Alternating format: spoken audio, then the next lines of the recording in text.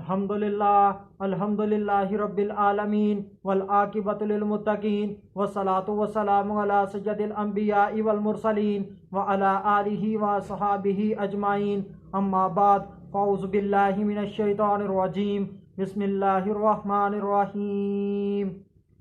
وَكُنُوزٍ وَمَقَامٍ کریم، صدق اللہ العظیم۔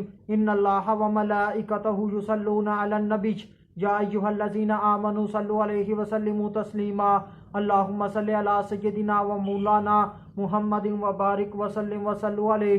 الصلاۃ والسلام علیک یا سیدی یا رسول اللہ، الصلاۃ والسلام علیک یا سیدی یا حبیب اللہ، الصلاۃ والسلام علیک یا سیدی یا محمد الرسول اللہ صلی اللہ علیہ وآلہ وسلم۔ اللہ تبارک و تعالیٰ کی حمد و ثنا اور اس کے پیارے حبیب حضرت محمد صلی اللہ علیہ وآلہ وسلم کی ذات اقدس پر درود و سلام کا نذرانہ پیش کرنے کے بعد میں سچے دل سے دعا گو ہوں کہ اللہ عز و جل میرے حاضرین ناظرین سامعین کے مال جان عزت آبرو میں برکتیں عطا فرمائے، اور دعا گو ہوں کہ اللہ عز و جل مجھے حق سچ ٹھیک ٹھیک بیان کرنے کی توفیق عطا فرمائے۔ اگر اس میں کوئی غلطی کوتاہی ہو تو اللہ عز و جل اپنے شان کریمی کے صدقے سے مجھ بندہ ناچیز کو معافی عطا فرمائے۔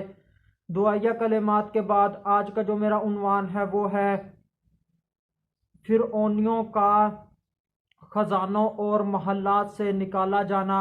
خطبہ کے اندر تلاوت کی گئی آیت کریمہ سورہ شعراء آیت نمبر 58 پارہ نمبر 19، ترجمہ: اور خزانوں اور عمدہ مکانوں سے فرعون اور فرعون کے ساتھیوں کو اللہ تبارک و تعالیٰ نے مصر کی سرزمین سے نکالا۔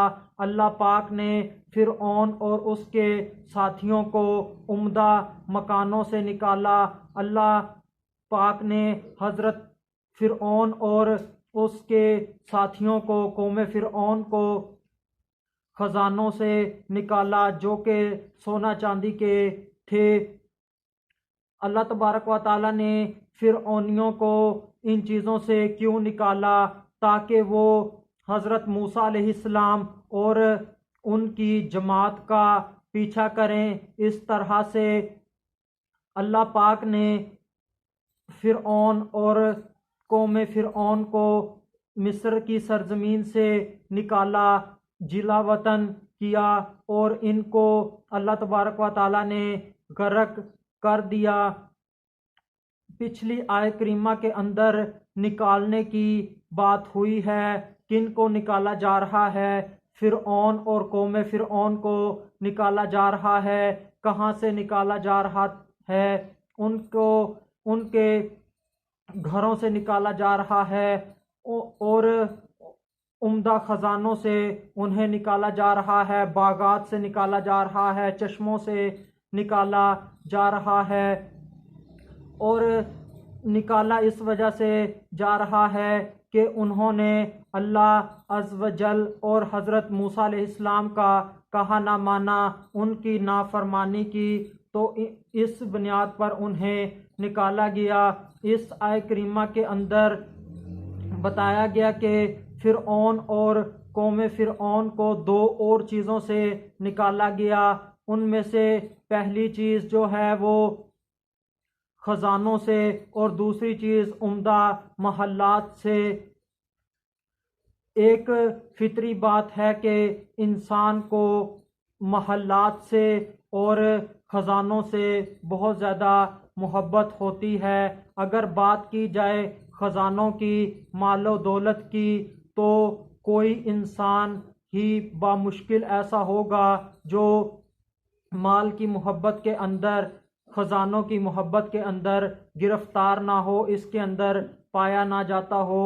انسان ان سے محبت کرتا ہے، پیار کرتا ہے، اور انسان کے اندر لالچی پن ہوتا ہے۔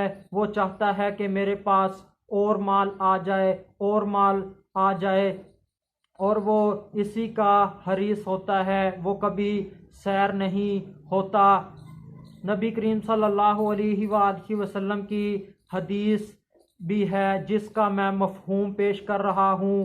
اگر بندے کے پاس ایک سونے کی وادی بھی ہو تو تب بھی وہ اس بات کی خواہش کرے گا کہ میرے پاس دوسری سونے کی وادی آ جائے۔ انسان کو زیادہ مال کی طلبی نے ہلاک کر دیا، یہاں تک کہ انہوں نے قبروں کا منہ دیکھا۔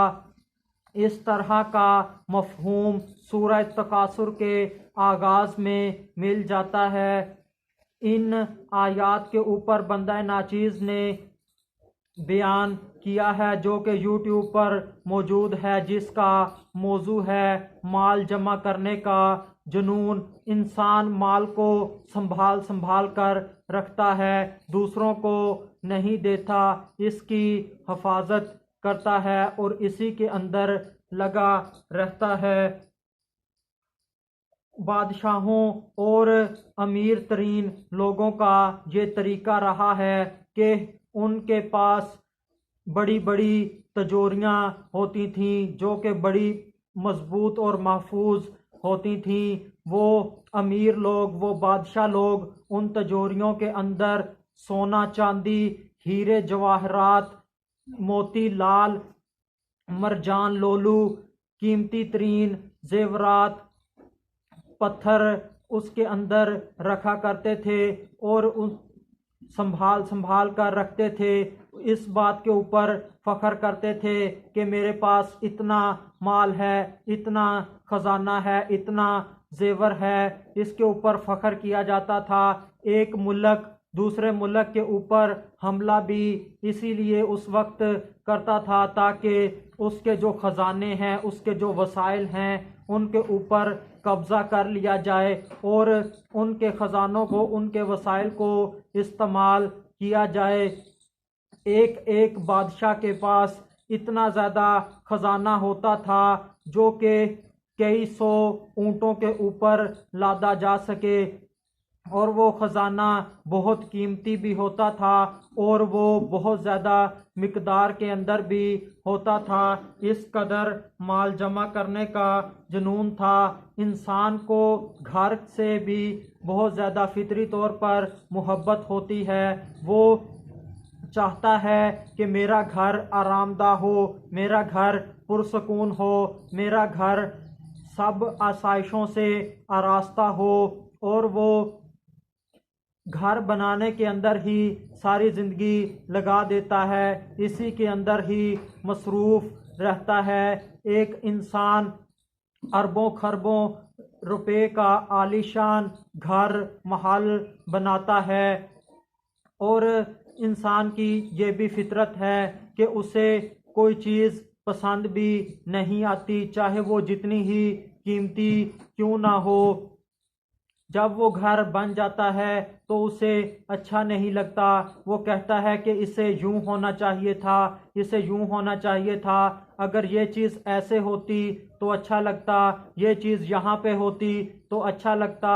وہ ان باتوں کے اندر پڑا رہتا ہے اور بنا بنایا گھر دوبارہ بھی تڑوا کر اپنی سوچ کے مطابق، نئی سوچ کے مطابق پھر سے وہ بناتا ہے۔ انہی چیزوں کے اندر وہ اپنی زندگی گزار دیتا ہے، اپنا پیسہ لگا دیتا ہے، اور آخر میں اللہ پاک سے دعا ہے کہ اللہ پاک ہمیں، ہمارے دل کو دنیا کی محبت سے خالی کر دے اور اس دل کے اندر فکر آخرت پیدا کر دے۔ وما علینا الا البلاغ المبین۔